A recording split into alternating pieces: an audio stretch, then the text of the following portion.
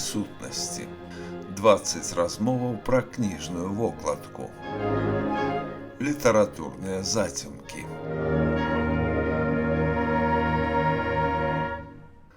Гэтае великафарматнае ілюстраванае выданне з прадуманым дызайнам і якаснай паліграфіяй успрымаецца не інакш як правобраз часопіса, прысвечанага кнізе і кніжнаму афармленню, падставай для чаго стала штогадовая прэмія ў гэтым жанры імя Міхала Анемпадыстава.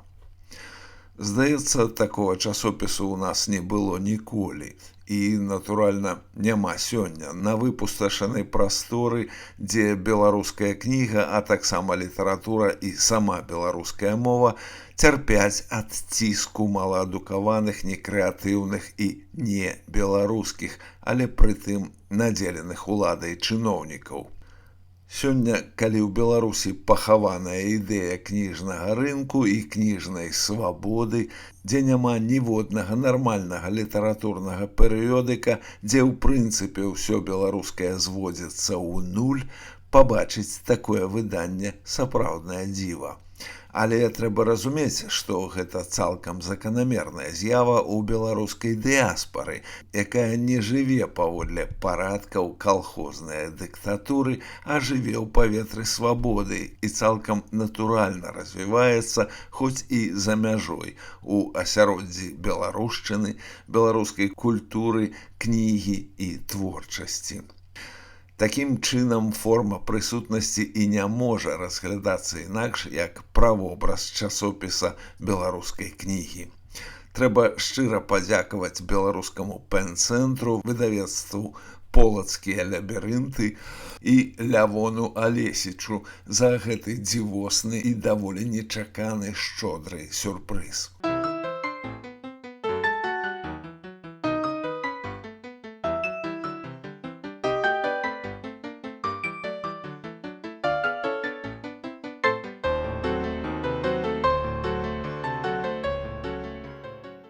Што да зместу выданняў, ён гэтаксама блізкі беларускай душы, як і бясконца далёкі ад той правінцыйнай бюракратыі, якая запанавала ў краіне і, разваліўшы ўсё, што толькі магла ў Беларусі, канчаткова дабівае сваёй бессэнсоўнай некампетэнцыяй рэшткі творчага патэнцыялу народа, замяняючы ўсё беларускае на расейскае, так як яно яго разумее.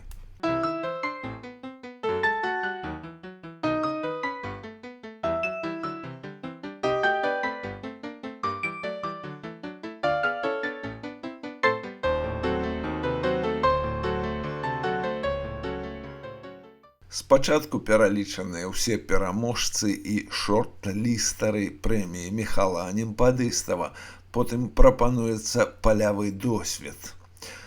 Замест пралогу ў варшаўскай беларускай кнігарні «Кнігаўка» у чытачоў спыталі, што яны бачаць у кніжнай вокладцы, якая прыцягнула іхную ўвагу.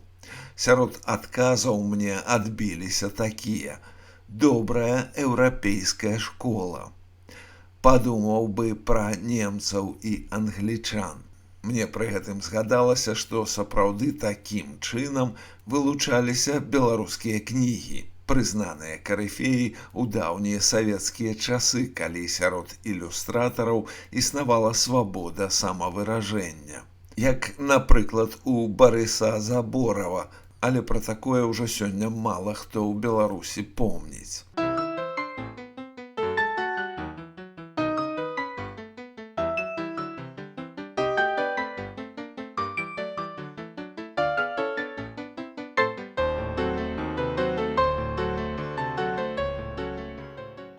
Міхал Анемпадыстаў, на думку Сяргея Харыўскага, быў эталёнам дызайну як інтэлекту, а ягоныя вокладкі дыхаюць цішынёй дасканаласці.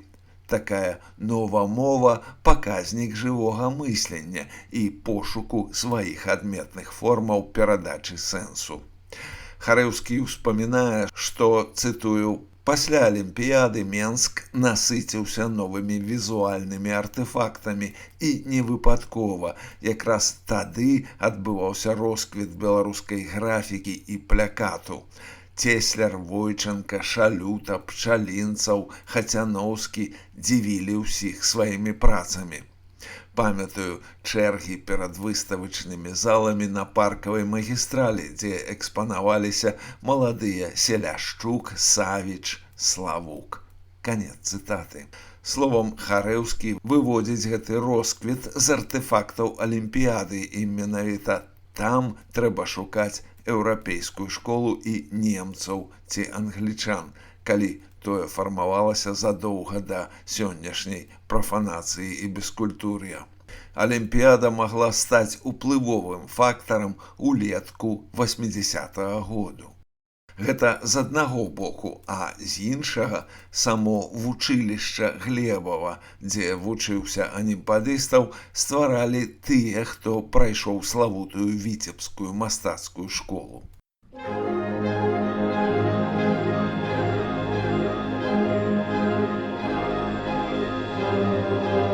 Форма прысутнасці. 20 размоваў пра кніжную вокладку. Літаратурныя зацемкі.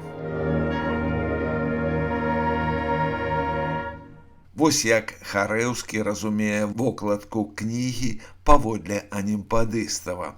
Яна не мусіць не тлумачыць і не спакушаць. Прыадкрываць тое, што па-за тэкстам, бо апроч інфармацыі ёсць яшчэ пачуццё, уражанне. Вокладка мусіць сабраць гэта ў візуальную квінтэсэнцыю. Яна працуе з тым, што застаецца пасля чытання, калі забываюцца коскі і факты. Міхал умеў надаць кнізе цэласнае ўражанне. Узяўшы яе ў рукі, ты ўжо разумеў, пра што яна і для чаго ў шырокім сэнсе. Канец цытаты.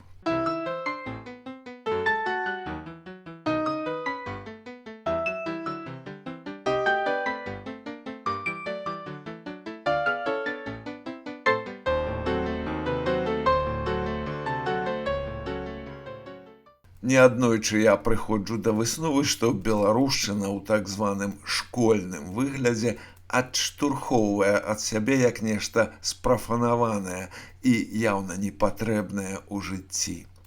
І наколькі адваротнае ўздзеянне робіць беларушчына несавецкая ці дасавецкая, то бок прыродная.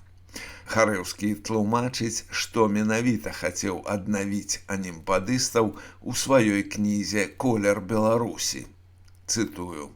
«Рэканструяваць фрагменты непакалечанай бацькаўшчыны як цэласны вобраз, той, што існаваў да савецкага гвалту».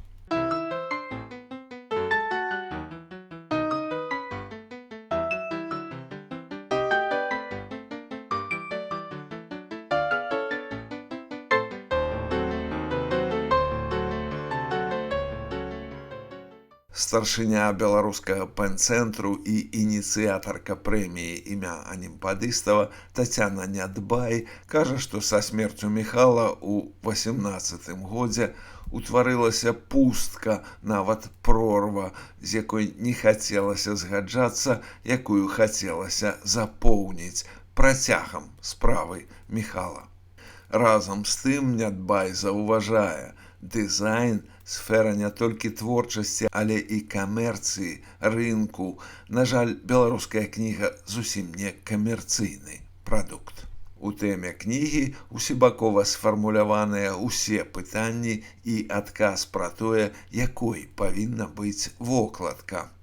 Наступныя раздзелы падзяляюць удзельнікаў выдання на чытачоў, аўтараў, выдаўцоў і дызайнераў.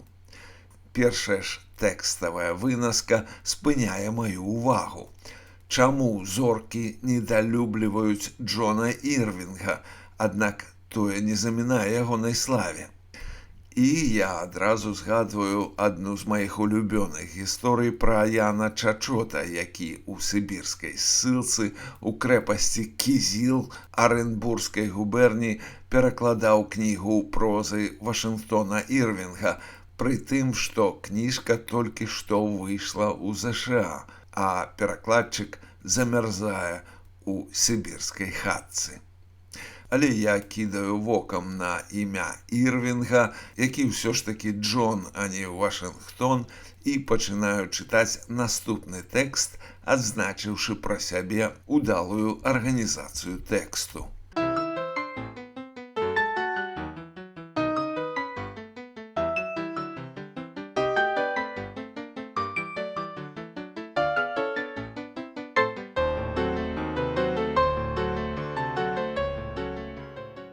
Гэта гутарка з прафесійнай чытачкай, якая тут выступае ананімна.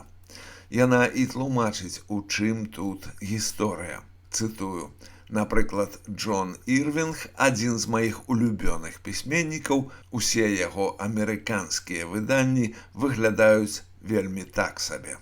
Не перастаю здзіўляцца, максімальна непрывабныя візуальныя рашэнні не толькі абсалютна не адлюстроўваюць сюжэт, але і утрымліваюць элементы, якія па праўдзе зусім не пасуюць тэматыцы, таму проста не купляю іх. Бяру ў бібліятэцы і чытаю, бо мець такое дома не хачу.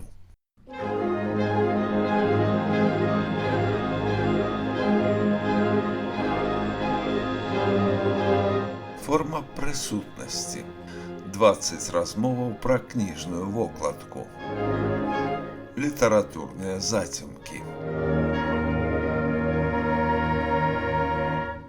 Ігар Карней кажа пра кнігі і іх афармленне на турэмнай зоне, дзе пануе расійская мас-культура і дзе пра беларускае няма чаго гаварыць. Таксама досвед, які мала што карыснага дае для тэмы, але дае ўяўленне, што ёсць і такое.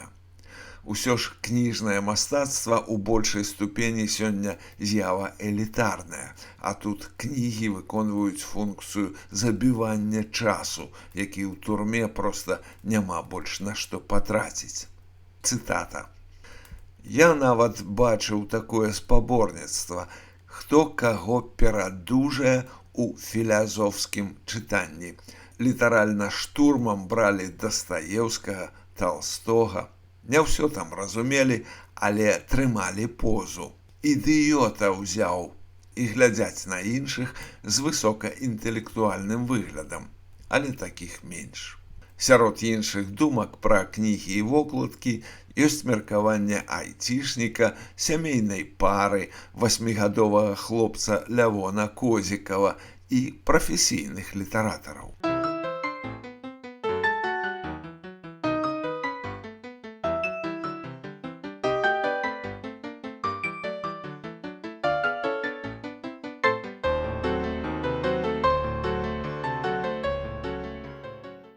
Ева Вежнавец гаворыць афарыстычна. Цытата. Вокладка павінна гаварыць нібы па-дзіцячаму, але даваць вельмі шмат даросламу ўяўленню. У маленстве мы ўсе разглядалі узоры дыванкоў, трэшчыны на сценах, шпалеры на іх ці газетныя старонкі, хто што, і адкрываліся цэлыя сусветы. Гэтым балаваліся ўсе дзеці, ад невядомага першакласніка-вяскоўца да, скажам, канкрэтнага другаклясніка Уладзіміра Набокава. Вокладка павінна быць, як гэтыя узоры на сценах. Па сутнасці, гэта тое самае, што казаў пра вокладку ў разуменні Міхала Немпадыстава Сяргей Харэўскі. Ева Вежнавец быццам завершыла гэтую канцэптуальную думку. Вокладка мусіць прыадкрываць тое, што па-за тэкстам. Вокладка працуе з тым, што застаецца пасля чытання, калі забываюцца коскі і факты.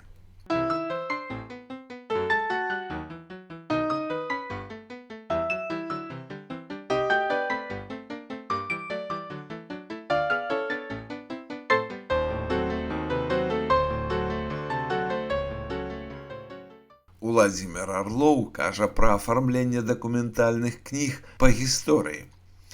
Цытата. «Адна рэч мастацкія апавяданні, тут вольніца для крэатыву, зусім іншае афармленне літаратурна-дакументальнай кнігі, дзе гістарычная дакладнасць прынцыповая. Калі рэканструюецца замак, павінна быць роўна столькі вежаў і брамаў, колькі мелася насамрэч. Іначай любы адмысловец, ды проста аматар гісторыі выкажа вам недавер. Тое самае з партрэтамі. Малюеце на вокладку рагнеду, дык паклапаціцеся, каб жаночыя аздобы, скроневыя кольцы, іншыя дэталі адпавядалі менавіта крывіцкай традыцыі, а не дрыгавіцкай ці радзіміцкай.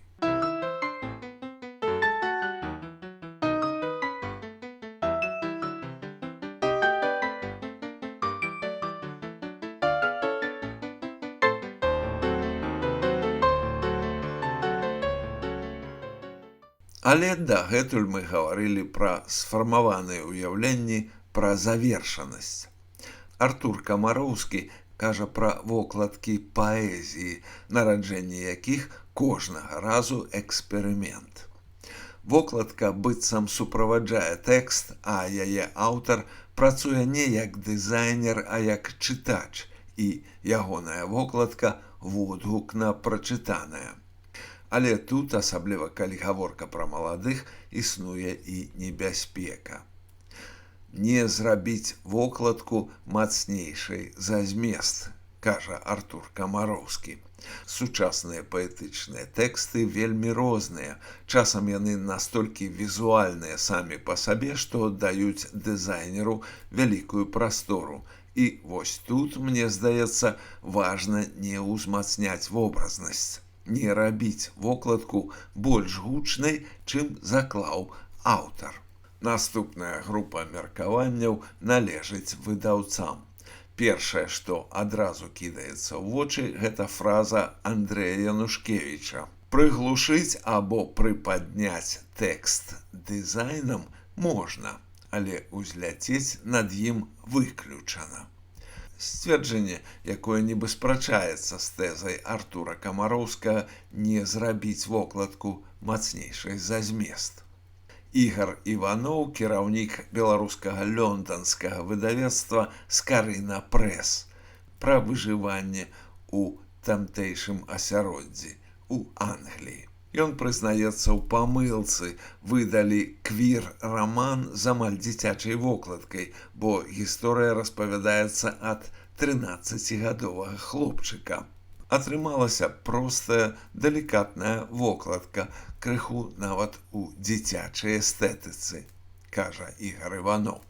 Але ў выніку да яе цягнуцца дзеці, хоць кніга зусім не для іх. Унутры толькі тэкст, так што далей за вокладку яны ўжо не разглядаюць. Але так выглядае, крыху памыліліся з адрасацыяй візуалу.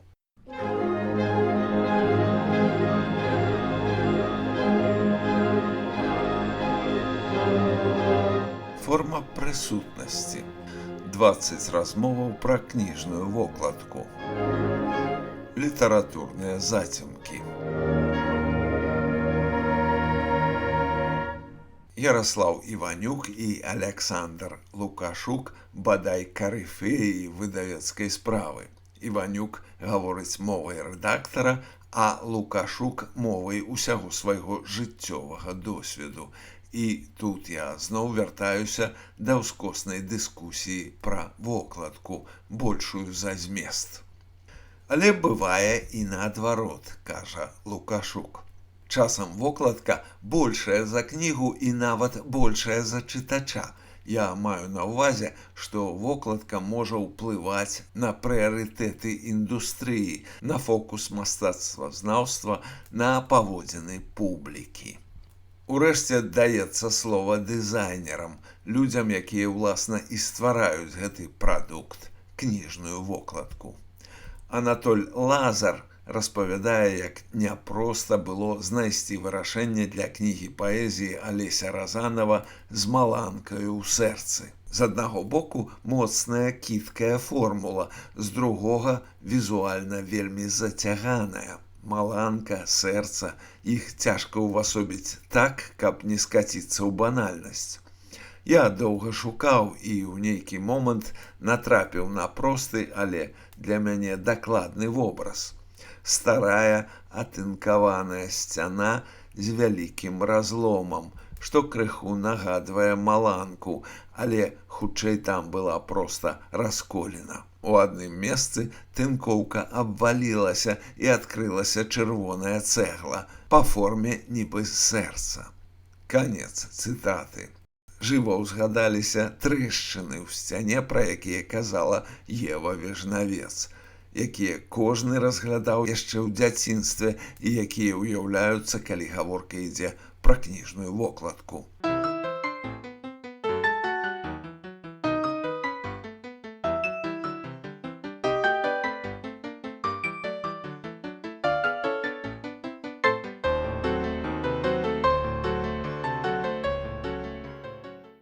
Цікавае бачанне ў Святланы Дземідовіч, калі ў яе спыталі, у чым яна бачыць галоўную розніцу паміж людзьмі і машынай у кніжным дызайне. Яна адказала: найперш у тым жа чалавеку, у ягоным досведзе, эмоцыях, унутранай гісторыі.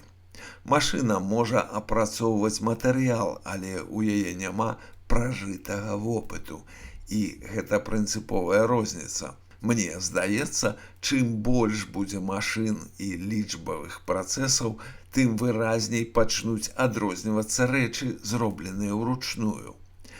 І, магчыма, менавіта гэтая адчувальнасць будзе цаніцца мацней.